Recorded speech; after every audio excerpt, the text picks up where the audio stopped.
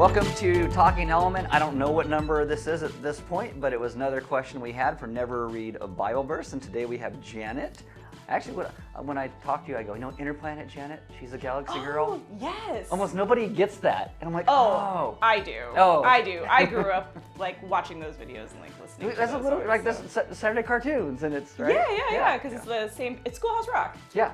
But I loved that. I loved that song growing up for obvious reasons. So, doing a series on questions in the Bible, things we come across, you asked a question kind of anonymously, but then we kind of found out it was you. I won't do this to any of you, but it's just you, and I know you've got a good attitude about things. Yeah. So I asked you if you would be willing to kind of read your question. So Yes, and I would be more than happy to do that. Okay, so my question is, what's the context behind wives submitting to their husbands? Some people take it so literally. Is it really meant that way? Okay. Ephesians 5, 22 through 24. Wives, submit to your own husbands as to the Lord. For the husband is the head of the wife, even as Christ is the head of the church, his body, and is himself its Savior. Now, as the church submits to Christ, so also wives should submit in everything to their husbands.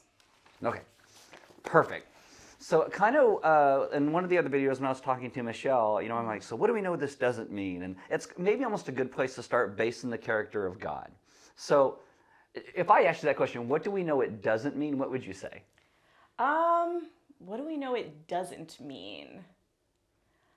I would hope that what it doesn't mean is that like if husbands were kind of demanding their wives sin or, do something that would be kind of against the character of God. Right, so if God says this Yeah. and the dude says do this, Right. it's like, I got to follow him and not Christ? Is that what you're telling right, me? yeah. Right, so that's a good one because we know it doesn't mean that. Right. Because God would never call us to sin just because someone else said we had to. We would be like, no, we don't sin. We live in the Right. character where God calls us to be.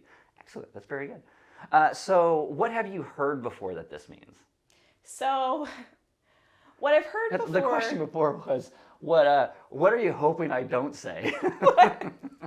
So what I've heard before that this means is that the husband is, and of course it's like there's lots of gray area. Like I've heard like lots of, but what I've heard the most is that the husband is supposed to be the head of the household. He's the one who makes the decisions.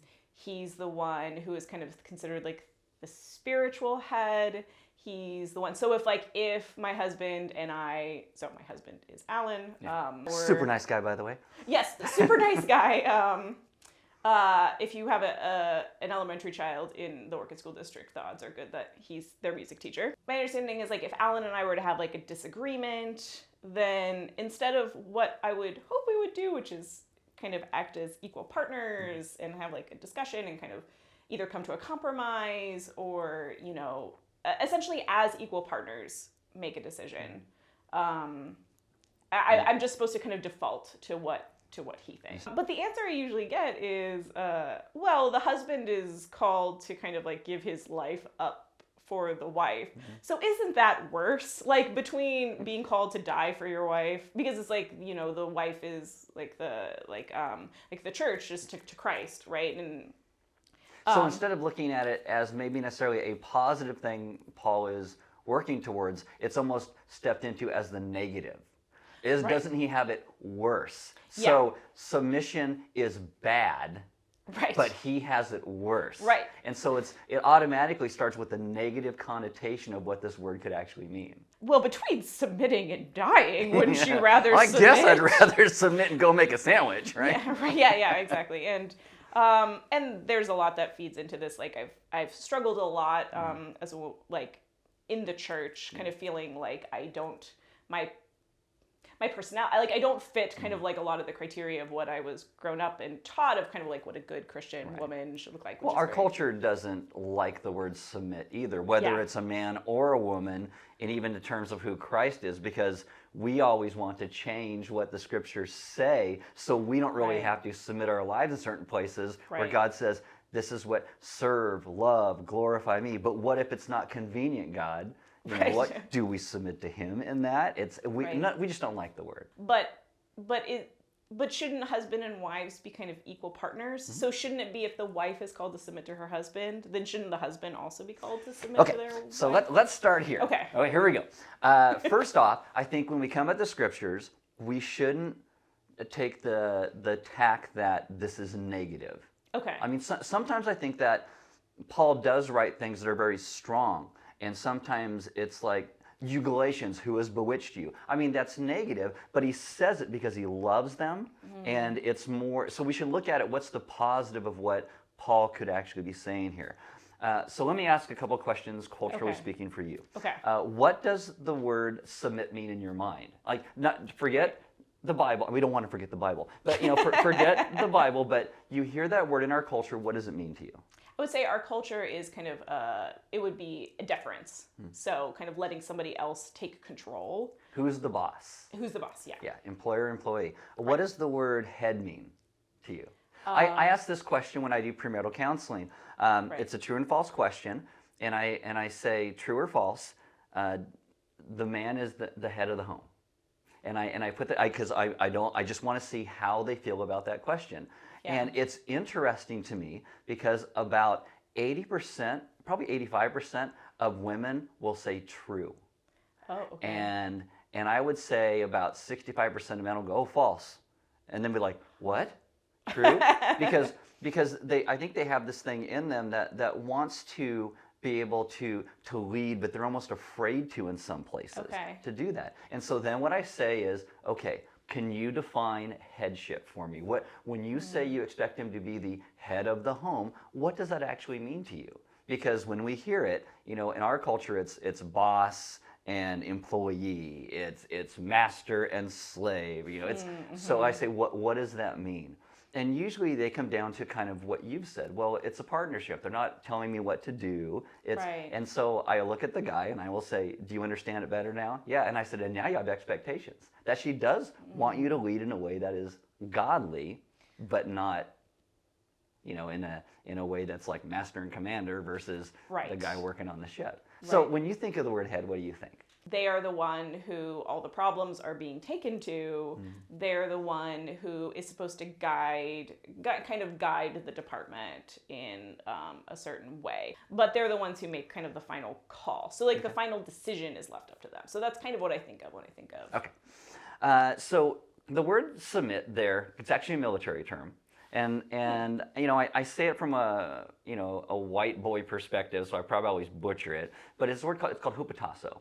And it's in the military, it means that you're setting up your army so it's the strongest. I like to give this illustration. When I was younger, I don't like real-time strategy games because I'm terrible at them. I don't have the patience for them. But I used to play a couple times this game called Warcraft. Not World of Warcraft, like people get all weird and they're on it all the time. Yeah. But just the thing where you would go and you would chop wood and build a village and you'd get enough so you'd make archers and infantrymen and people on horses, and you would go and have all these things, and other people would attack or the computer would attack you, and you'd have to go out and battle and fight.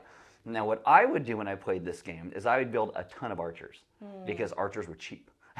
And so I'd be like, I got like 1,000 archers surrounding my village, but I didn't really do infantrymen and I didn't do cavalry because I was like, oh, the archers are cheap. So I'd go out to battle and I would just get slaughtered because here comes the horses and they'd run over all my guys and everybody, I'm like, what? So what hupotasso means is the better way to set up your army so it's strongest is you have cavalry, you have infantrymen, and you have the guys, with the archers would actually be there and they're great, but they stand behind all the other guys and they shoot their arrows over into the enemy.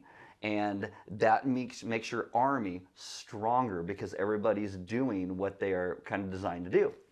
So when you take this word, like Paul says, into a context of a marriage, it's interesting, the verse right before it talks about husbands and wives is it says we're to be mutually submissive to each other. And then it goes into husbands and wives. And I think when Paul takes this tact of what he's doing is let's set up our homes so they're strong.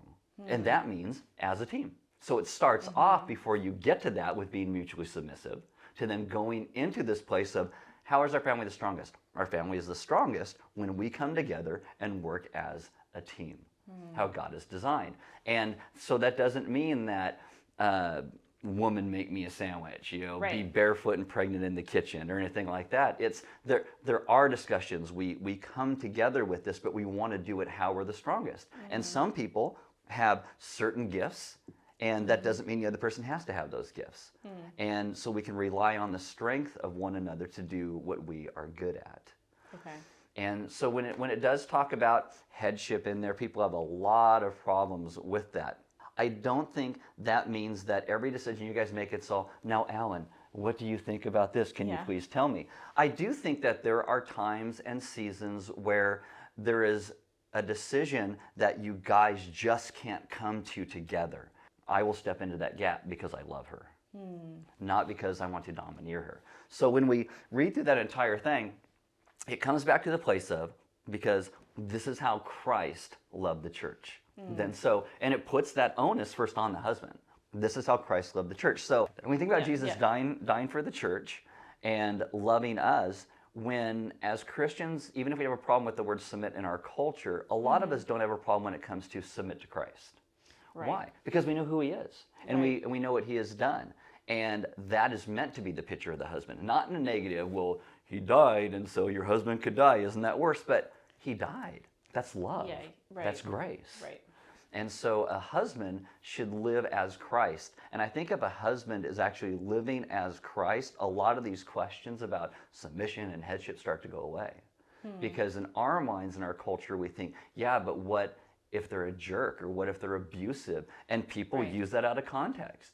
Right. When people have been abused and they've said, you're being, but you're supposed to be submissive, so you can't leave no matter what I do. When you get, that's evil. And that's wrong, and that is not what Paul means. But we sometimes take it. It means that the first servant in this marriage is supposed to be the one, the husband, living like Christ does. And if a husband lives like Christ, I think, again, a lot of these questions start to go away because they're moot points at that point. So what if they're not agreeing, like husband and wife are not agreeing, and they're coming to kind of pass, and the wife is kind of saying, well, I actually really feel like God is leading me or leading us in this direction. And the kind of husband's like not on the same page. Not like, on the same he page. wants to go in. So again, it's always hard because what would that thing be? Because it depends. Who's actually listening to Christ in that point? Is it because there are things I think at that impasse that are clearly ungodly. Trust is really important, right, between a husband and a wife. And so in these kind of contexts where maybe you just can't get on the same page. Yeah, is there a trust there? Is there a trust? Is there that thing? Because, again, a husband living like Christ, is there that trust factor there that says, you know what, I may not necessarily agree with where you're at on this, but I do trust you. And I think that makes a huge difference as well, of being like, okay, I'm going to go with this because I trust you. I may not necessarily get it all, but I'm going to go with it because I trust you. But the husband is also called to trust the wife as well, too. Oh, no, yeah, right? yeah. I think God's will can become clearer and clearer as you process through that. I think that the nuances of it, when you really love each other in Christ, will begin to reveal themselves in that way. I don't think it'll be as far apart as it almost sounds like at times. Right. That's what I think. Right. No, that makes a lot of sense. Yeah. And I think when there's a thing where you still both feel really strongly about it, you continue the conversation. I don't think it's a freight train that runs through the middle of your relationship. That's, here comes the husband, chicka, chicka, chicka, chicka, chicka, chicka, woo! Right. And you're tied on the tracks and you can't get away. And that's it. That's it. You're done for. Yeah, because that's not a marriage. Oh, that's really nice. Yeah. Positive. I like See it as a positive and not a negative. Right. Okay, so hopefully that helped you, maybe with this question, or maybe just a way to look at the scriptures in a way that is positive and liberating, and understanding that our first submission in our life, because it's not meant to be a bad word, it's meant to be a word that gives great freedom. Because when we understand that God has made us the way that He has, it can set us free to live as He's made us to live. Again, in His image, submitting to Him and trusting what's actually in the scriptures. So let's be a people who do that, and we'll see you at the next question.